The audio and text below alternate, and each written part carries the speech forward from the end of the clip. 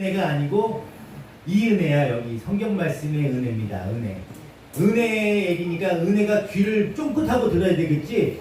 본인 얘기하는데 자꾸 딴청하고 또 이렇게 딴 데 보고 막 이러면 안 돼요. 새벽 예배 내가 은혜 때문에 내가 은혜가 이렇게 보면 나도 이렇게 보게 되고 이렇게 보면 나도 이렇게 보게 돼. 아주 은혜가 이렇게 보면 이렇게 보고 엄마가 또 이렇게 보면 이렇게 보고 명석이는 계속 졸고 있고 내가 그거를 계속 이 세 명이서 이렇게 보고 있어요. 그래서 여기 보면 내가 정신이 혼란해갖고 그래서 아예 그냥 권사님 보고 내가 그냥 말씀 전해야 돼. 그래서 여기 보면 헷갈려 막 그러면 웬만하면 같이 막 얘기하려고 했는데 막 은혜는 막 수시로 막 눈이 막 바뀌어요. 이렇게 막 돌아가면서 오늘 어떻게 보겠어? 은혜 얘기하는데 은혜가 어떻게 행동하는지 보겠어요.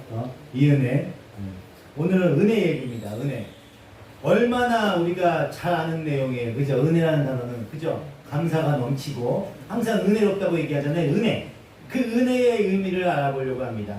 이 은혜의 의미를 한 문장으로 정리를 하면 받을 자격이 없는 자에게 무상으로 주어지는 거. 값없이 주는 거예요. 값없이. 그게 은혜입니다. 무슨 값에 그 값이 뭐가 있으면 그 대가예요. 보상이라고. 대가가 있으면 보상이 돼버리는 거예요. 근데 그것이 무상으로 주어진 거야. 무상으로 주어진 거기 때문에 은혜라고 하는 겁니다. 그래서 평강은 그 은혜의 결과로 주어지는 거야. 은혜의 결과로 주어지는 게 평강입니다. 그래서 우리가 평강을 누리기 위해서는요, 은혜의 의미를 잘 정리하고 있어야 되는 거예요. 네. 그래서 먼저 우리에게 은혜가 왜 필요한가부터 시작을 하겠습니다. 우리에게 은혜가 왜 필요한 거예요? 은혜가 바로 죄 때문에 그래요. 죄. 우리 안에 있는 죄. 죄 때문에 그렇습니다. 죄가 인간에게 들어오기 전에 인간에게 필요한 것은요, 사랑만 있었으면 돼. 사랑이었어요. 그런데 죄가 들어온 다음부터 인간들에게 필요한 것은 은혜가 필요하게 된 거예요. 은혜. 값없이 주신 것들이 필요한 것이 된 겁니다. 그래서 물론 죄를 짓기 이전에부터 인간에게 필요한 게 사랑도 필요합니다. 사랑도 은혜를 근거한 사랑이에요. 은혜를 근거한 사랑. 그렇지만 지금 우리가 논하는 이 은혜는 죽을 수밖에 없는 자들에게 부어지게 된 복음의 다른 명칭으로서의 은혜예요. 그 은혜를 공부하려고 하는 것이기 때문에 굳이 이렇게 분류해서 설명을 해드리는 것입니다. 그런데 그처럼 우리에게 은혜가 필요하게 된 이유는 우리의 죄 때문이라고 말씀드렸어요. 죄를 지은 인간은 저주와 심판에 놓여 있어요. 그렇기 때문에 은혜가 필요한 거야. 저주와 심판이 놓여 있기 때문에. 그런데 인간 스스로 그 저주와 심판에서 벗어날 방법이 없어요. 벗어날 방법이 없습니다.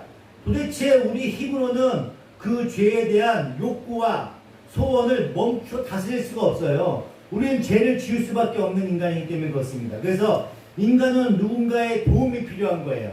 도움이 필요한 겁니다. 하나님의 그 화목과 평강을 누리기 위해서는요, 누군가의 도움이 필요했던 거예요. 그래서 그때 하나님께서 우리에게 베풀어 주신 것이 바로 은혜예요. 은혜. 네.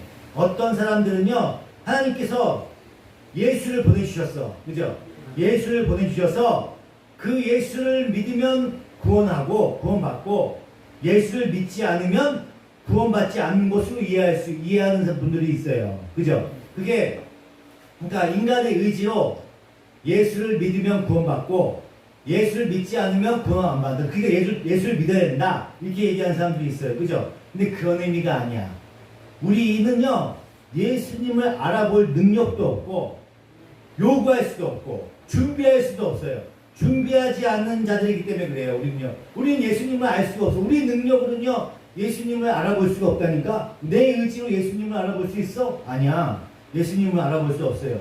요구할 수도 없어. 준비할 수도 없습니다. 그게 우리 죄 가운데 있는 죽어있는 자들이기 때문에 그래요. 우리가. 네. 그래서 성경이 그것을 명확하게 얘기하고 있습니다. 네. 에베소서 2장 1절입니다. 여러분도 전에는 허물과 죄로 죽었던 사람들입니다. 아멘. 우리가 죽어있는 자들이라고 얘기하고 있어요. 그죠? 죽어있는 자들. 우리는 죽어있는 자들입니다. 시체가 무슨 말을 할 수 있어요? 시체가 뭐 얘기할 수 있어? 시체가 뭐 자기 의지를 얘기할 수 있어요? 아니야. 죽어있는 자들은 그런 거 못해. 시체가 뭐 살이 분별할 수 있습니까? 아니야. 분별할 수도 없어. 어떤 요구를 할 수 있어? 죽어있는 사람과 죽어있는 자가 무슨 말을 해? 죽어있는 자는 아무것도 할 수가 없어. 어떤 노력도 할 수가 없다니까. 죽어있기 때문에 아무것도 할 수 없습니다. 그렇게 우리는요 완전히 죄로 말미암아 죽어있던 자들이에요. 죽어있던 자들. 그래서 그 시체들, 죽어있는 자들, 은혜야, 영화에서 많이 봤지? 죽어있는 자가 무슨 말을 해? 죽어있는 자가 뭐 해달라고 뭐 부탁하는 거 본 적 있어? 없지? 죽어있는 자는 아무것도 못해. 영화 좀비에서만 영화에서만 움직여. 그지? 영화에서만 움직이는 거야. 일상속에서 죽은 자가 움직이는 거 봤어? 못 봤죠? 움직이지도 못하고 요구하지도 못해요. 은혜가 필요한 거야. 그래서 그 시체한테는 은혜가 필요한 겁니다. 하나님은 그 은혜를 우리에게 주시기 위해서 우리에게 예수 그리스도를 보내셔서 십자가에 매다신 거예요. 그죠? 은혜는 그렇게 예수로 말미암아 우리에게 보내진 것입니다. 요한복음 1장 17절입니다. 율법은 모세를 통하여 받았고 은혜와 진리는 예수 그리스도로 말미암아 생겨났다. 아멘. 이처럼 율법으로 따지자면 우리는 모두 심판받아 죽어야 할 자들인데 예수 그리스도로 말미암아 우리가 은혜를 입고 살아난 거예요. 그 은혜 가운데 살아난 거라고요. 그러므로 그 기독교에서 이 예수가 빠지면은 기독교가 아니에요. 예수를 선지자라고 얘기해?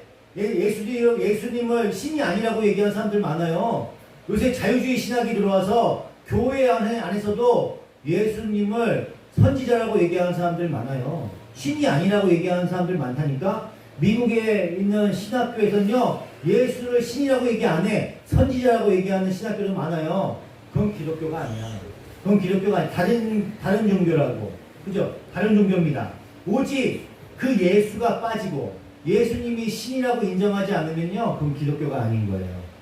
요한복음에서 그 은혜가 어떤 것인지 자세히 한번 살펴보겠습니다. 요한복음 3장 17절입니다. 하나님께서 아들을 세상에 보내신 것은 세상을 심판하는 것이 아니라 아들을 통하여 세상을 구원하시려는 것이다. 아들을 믿는 사람은 심판을 받지 않는다. 그러나 믿지 않는 사람은 이미 심판을 받았다. 그것은 하나님의 독생자의 이름을 믿지 않았기 때문이다.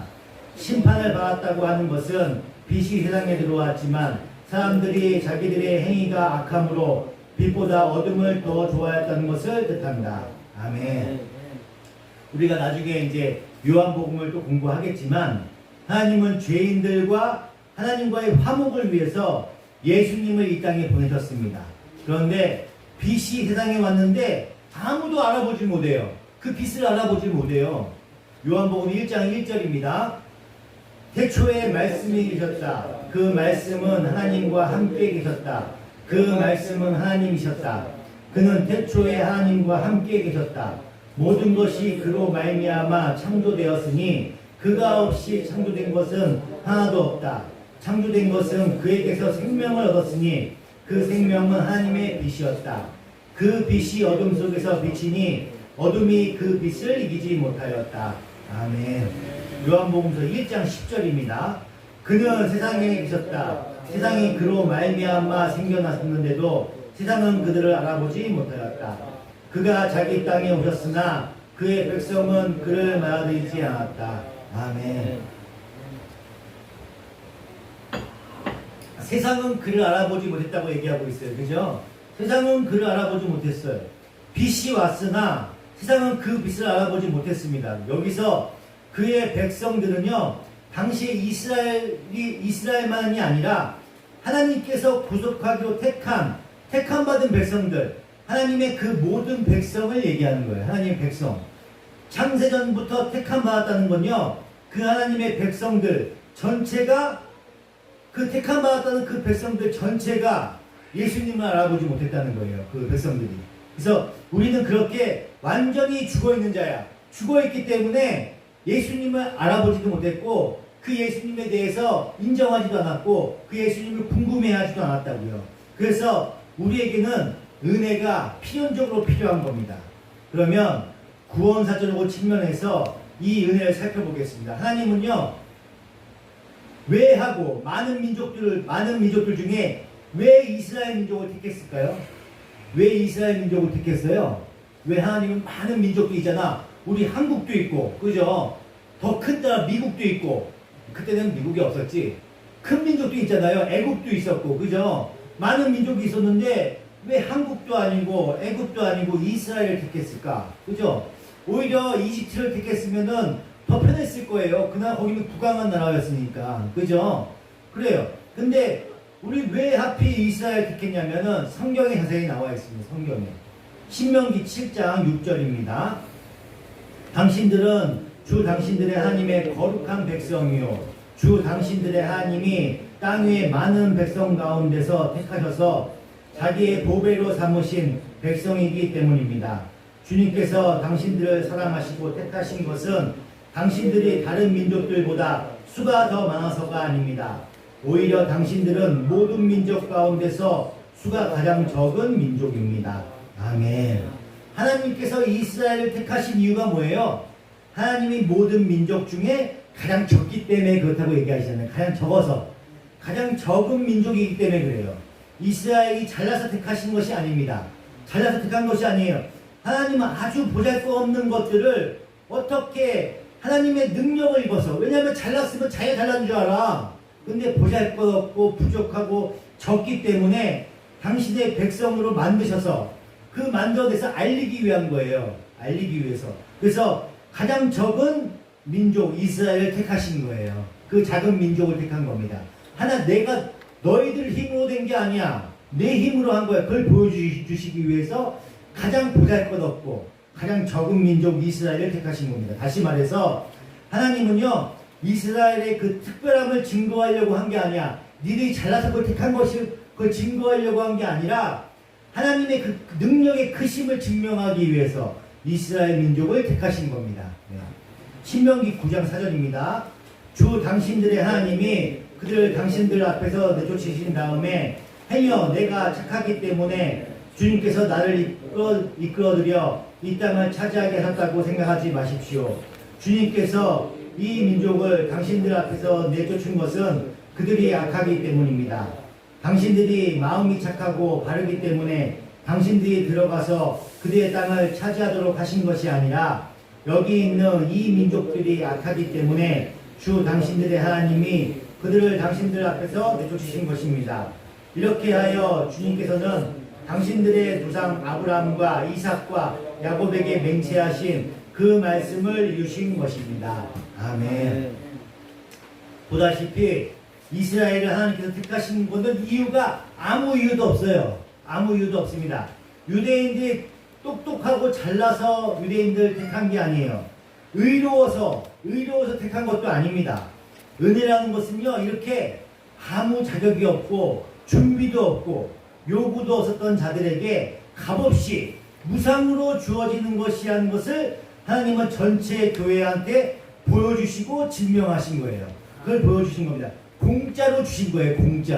공짜로 뭐 대가를 주신 것도 아니고 잘라서 주신 것이 아닙니다. 그래서 하나님은요 고지온 자들 잘난 자들 있잖아요. 잘난 자들 그 부러지는 것처럼 우리 그리스도인들 가운데 잘난 사람들을 그렇게 많이 만들지 않으셨어요. 하나님은 그렇습니다. 고린도전서 1장 26절입니다. 형제 자매 여러분, 여러분이 부르심을 받을 때에 그 처지가 어떠하였는지 생각하여 보십시오. 육신의 기준으로 보아서 지혜 있는 사람들이 많지 않고 권력 있는 사람이 많지 않고 가문이 훌륭한 사람이 많지 않았습니다.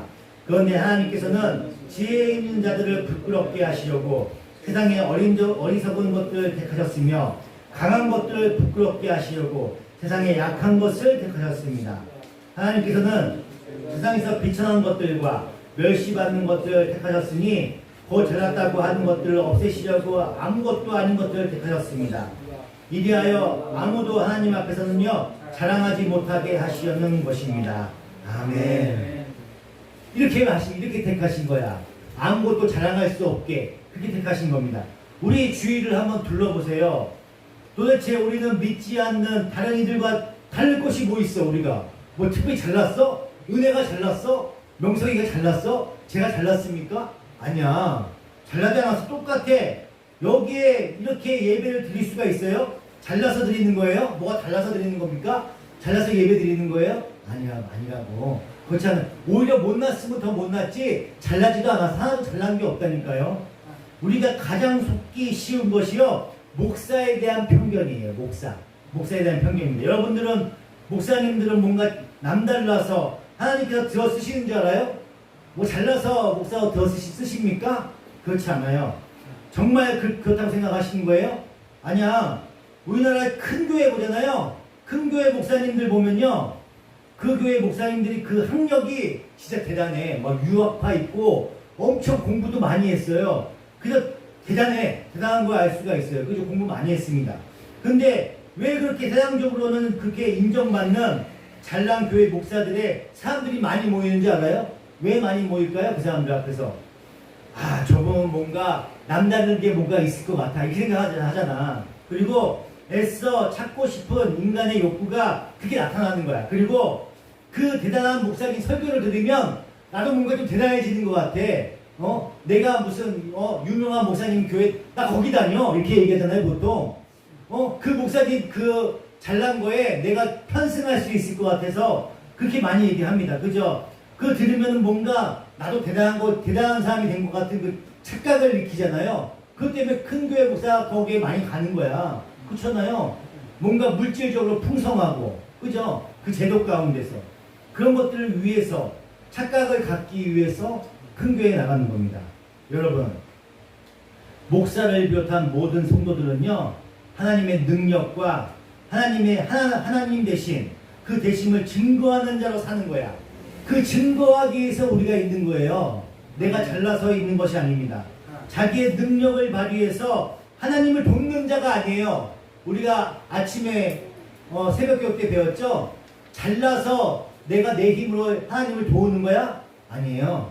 하나님께서 다 하신 거야. 거기에 내가 그냥 동참하는 거예요. 하나님이 어떻게 일하시는지 보고서 느끼고 증거하기 위해서 내가 참여하는 거야.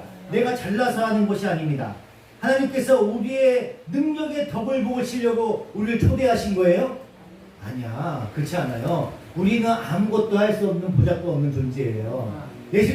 하나님께서 우리한테 뭔가 의지하고 계시는 게 있는 게 아니에요. 하나님께서 다 하셔. 다 하시는데 우리는 거기에 그냥 동참하는 거야. 보고 증거하고 거기에 복음을 전하기 위해서, 하나님께서 하시는 걸 체험하고 경험하기 위해서 우리가 동참하는 겁니다. 우리는 죽는 날까지 하나님의 은혜로만 사는 자예요. 그죠? 그 능력을 우리는 덕을 보고 사는 사람들이라고. 그리고 세상에서 그렇게 보여주고 가는 것이 우리 성도의 삶인 거예요. 증거하는 삶이잖아요. 증거하는 삶. 그게 성도의 삶인 것입니다. 나는 이렇게 약하고 여전히 추악한데 하나님께서 나의 삶에 개입하셔서 끝까지 나를 그 목적지까지 끌고 가시는구나. 그걸 체험하는 거야. 그걸 경험하는 거예요. 그래서 뭔가를 내가 보여주는 거, 내가 그걸 증거하는 거, 그것이 성도들의 삶인 거야. 내 능력을 보여주는 거예요? 아니야. 하나님의 능력을 내가 보고 경험하고 체험함으로 인해서 그 하나님의 능력을 증거하는 자들이라고 우리는요. 네. 참여하는 자랍니다. 그래서 저도 제가 어떤 사람인지 여러분이나 밖에 사람들한테 제 모습을 보여주잖아요? 그러면 제가 두려울 때가 많아. 제가 얼마나 보잘것없는 사람이고 제가 얼마나 이기적인 사람인지 전 잘 알고 있거든요. 그죠? 여러분들 잘 모르잖아. 제가 제 속마음을 막 얘기한 적 있어요? 제가 과거에 어떻게 살아왔는지 여러분들 잘 모르잖아요. 그죠? 내가 어떻게 살아왔는지. 네? 내가 얼마나 불가능하고 추한 인간인지 여러분들은 모르잖아요. 근데 저는 잘 알고 있어.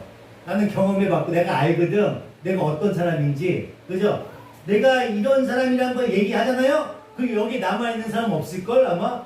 없을 거예요. 한 명도 없을 수도 있어요. 진짜로 그래. 진짜로 그렇습니다. 사람들이 여기 한 명도 안 남고 나를 비판하고 정죄할 수 있습니다. 제 옛날 과거에 숨겨진 못된 짓 한 거, 이런 것들 다 얘기하면은 정말 부끄럽고 수치스러운 것들이 많습니다. 그렇지만 그런 것들을 알게 되면요, 진짜 한 명도 안 남을 수 있어. 그런 두려움이 있어. 저한테 그런 두려움이 있습니다. 말 못할 사연이 있다니까요. 진짜로 있습니다. 그래서 하나님의 뜻을 쫓아 그분께 목숨을 바치겠다고 목사가 됐어요. 그죠? 맨 처음에 목숨을 바치려고 했던 것도 아니야. 저는요, 제가 끌려와서 이렇게 여기까지 올라온 거예요, 진짜로. 내가 무슨 큰 뜻을 품고, 아, 나 진짜 주님을 인격적으로 만났으니까 난 주님을 위해서 난 진짜 이 목숨 다해서 바쳐야겠다. 제가 이렇게 큰 포부를 갖고 여기 쓴 거예요? 아니야. 그렇게 서지도 않았어요, 진짜. 정말 간사한 마음으로 여기까지 온 거고, 정말 보잘것없는 추한 모습으로 여기까지 쓴 겁니다. 네. 그래서 그렇게 섰던 전데도 이 정도야. 이 정도밖에 안 되는 자예요. 우리는요, 하나님 앞에서 철저하게 항복하고 그분의 은혜만을 구하는 자로 서야 하는 거야. 우리는 그런 자로 서야 되는 거예요. 당연히 그렇게 지어져야 되는 거예요. 우리는요. 세상에서 저보다 더 신실하고 착하고 저보다 더 똑똑하고 하나님만 바라보는 사람들 많습니다. 부끄러워. 정작 명석이가 저보다 더 신앙이 좋을 수도 있어요. 진짜로 그렇습니다.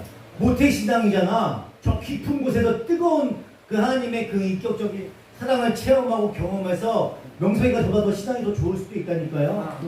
그렇습니다. 세상적인 똑똑하고 착하고 하나님만 바라보는 사람들 많아요. 세상적인 관점으로 봤을 때는 우리 김정자 지사님이 저보다 더 신앙이 더 좋아. 매일 이 뜨거운 태양볕에서 맨날 전도지 돌린다니까. 낮에 12시에 거기 보면은 시단단지 앞에서 맨날 전도지 돌리고 계셔요. 어떻게 보면 제가 그거 보면 제가 부끄럽다니까. 진짜 그렇습니다. 진짜로 그래요. 그 모습 보면 저도 부끄러워요. 저보다 더 신앙이 더 좋을 수도 있다니까.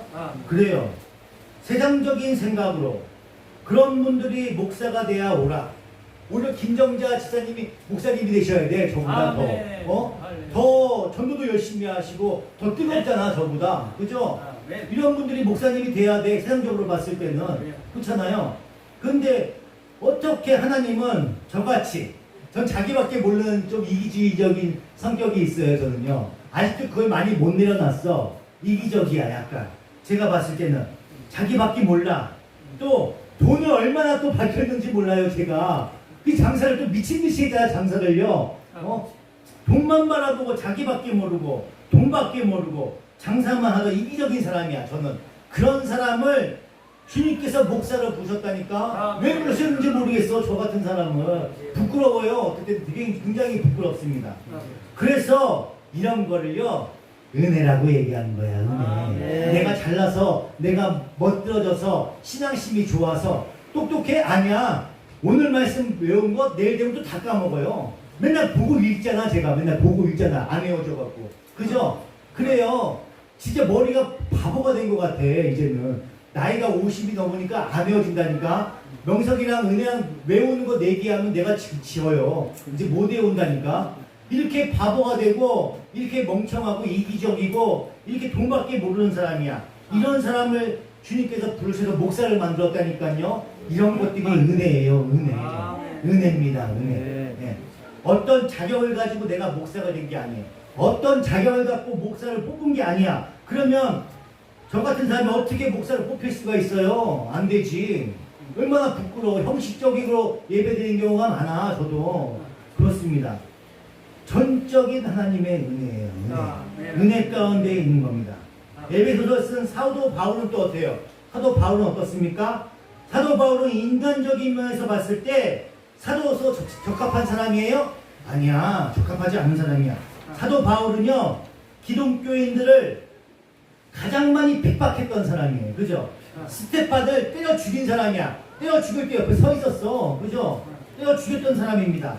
스테판이 돌에 맞아 죽었을 때 그가 옷을 맡아가지고 있었어요. 그죠? 그 옷을 맡아갖고 있다는 건요, 내가 이 일을 책임진다는 그 의미가 있는 거예요. 내가 여기를 총체적으로 관리하는 사람이라는 입장인 거야. 그러니까 정작 돌을 던지지 않았을 수 있었어도 돌을 던진 사람이랑 똑같은 사람이라고. 그죠? 그래서 책임을 맡은 행위를 한 거야. 그런 건데 그런 상황에도 누이침은 없었어. 누이침이 없었고 또 기독교인을 잡아 죽이려고 기세 등등해서 가다가 다메섹에서 예수님을 만난 거예요. 사도 바울이 그렇게 해서 예수님을 만난 것만. 왜 하나님이 사도 바울을 택했을까요?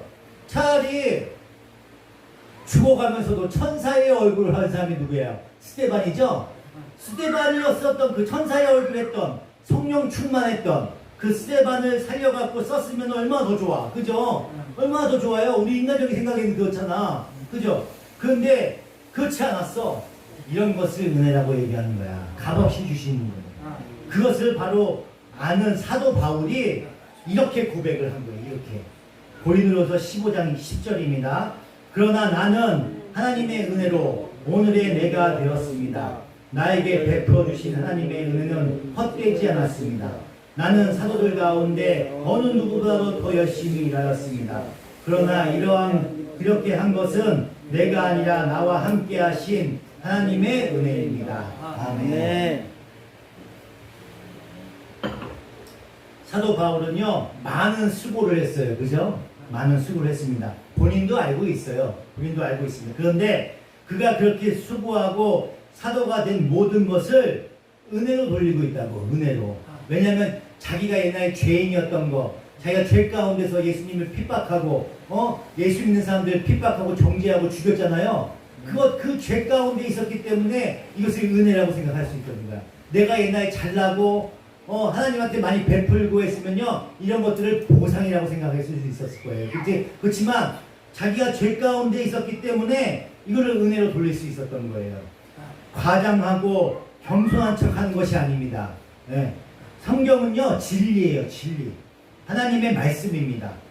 마음에도 없는 것을 겸손을 가장하기 위해서 그렇게 말한 것이 아니에요. 사도 바울은요, 자기의 수고와 노력이 정말 자기가 한 것이 아닌 것을 안 사람인 거예요. 네. 우리가 신앙생활을 하면 할수록 우리 성도들의 삶이 하나님의 은혜로 이끌려간다는 것이 명확해집니다. 그래서 정말 하나님의 은혜가 아니면 우리의 신앙생활은요, 한 발자국도 진보할 수 없음을 뼈저리 이렇게 실감하셔야 돼요. 경험하셔야 됩니다.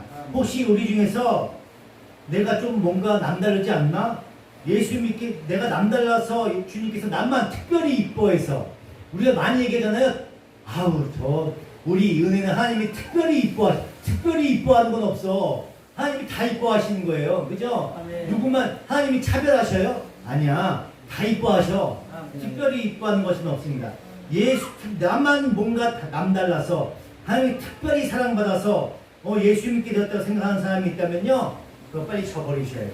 모든 것은요, 내가 죄 가운데 있어서 내가 구원받지 못할 자고, 내가 왜 하나님이 나를 이렇게 구원하셨는지를 모르고 그 은혜 가운데서 주님께서 날 믿게 해주신 거야. 그게 감사한 거지. 그게 너무 은혜스러운 거죠. 그게 되는 겁니다. 우리의 행동과 노력은요, 단 1%도 그 은혜에 보탤 수가 없는 거예요. 그래서 은혜인 겁니다. 그래서 다른 사람들이 이 교회에 주님 믿겠다고 나왔다가 교회 안 나오거나 하나님을 믿지 않는 사람들을요, 내가 비판하고 정죄할 수가 없어요. 왜냐하면 나도 똑같이 그렇게 살아왔거든. 근데 하나님의 그 은혜 가운데 저는 이 자리에 오게 됐어요. 그죠? 그럼 얼마나 감사해.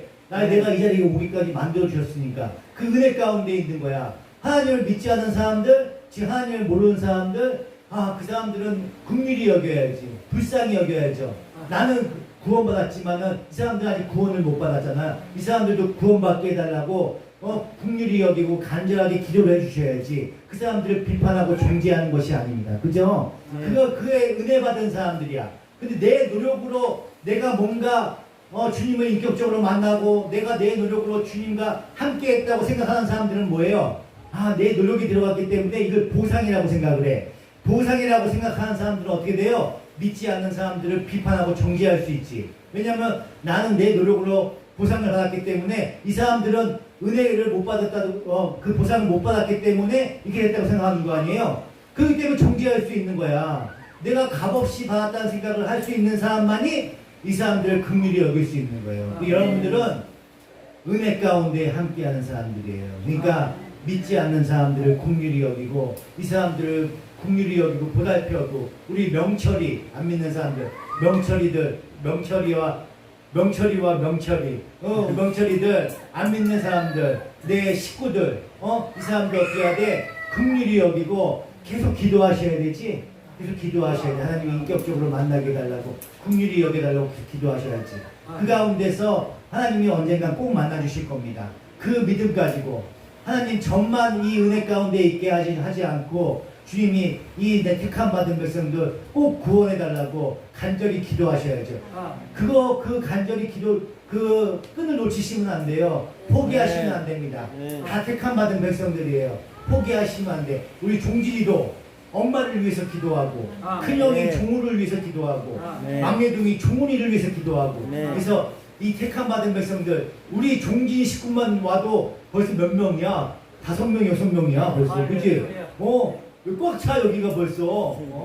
내 종우랑 계속 계속 가서 같이 만나려고 하는데 쉽지가 않아. 계속 고집이 만만치 않아. 그죠? 형도 고집 만만치 않지? 형 구원해달라고 열심히 기도해야 돼. 엄마 꼭 구원해달라고 간절히 기도해야 돼. 술도 끊게 해달라고 간절히 기도하고. 비판하고 정죄하고 욕하면 안 돼요. 이 택함 받은 백성들이야. 마지막까지 긍휼히 여겨달라고 우리 엄마 꼭 구원해달라고 기도해야 되는 겁니다. 네. 주님이 함께 하시는 하나님이 백성이 돼서 은혜 가운데 아버지 감사하게 해야 하고 그 감사가 넘쳐서 긍휼히 여기는 마음 허락하여 주시고 언제나 주님의 뜻 가운데서 평안과 기쁨이 넘치는 하나님이 백성이 되시기를 축원드립니다. 아멘. 기도하시겠습니다.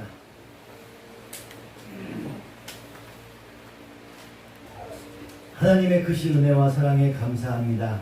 주님께서 베풀어 주셔서 오늘 은혜의 말씀 허락하여 주시니 감사합니다.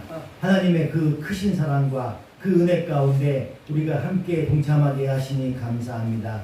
이 보잘것없고 아무것도 가진 것 없고 이기적이고 돈밖에 모르는 우리들을 구원해 주시고 하나님의 그 크신 계획에 동참하게 하여 주시니 감사합니다. 아버지 주님께서 믿음을 허락하여 주셔서 이 강팍한 마음에 믿음을 허락하여 주시니 감사합니다. 끝까지 함께 동행하게 하여 주시고 세상 사람들을 긍휼히 여기는 하나님의 백성 되게 하여 주시옵소서. 감사드리며 우리 주 예수 그리스도 이름으로 간절히 기도하옵나이다. 아멘.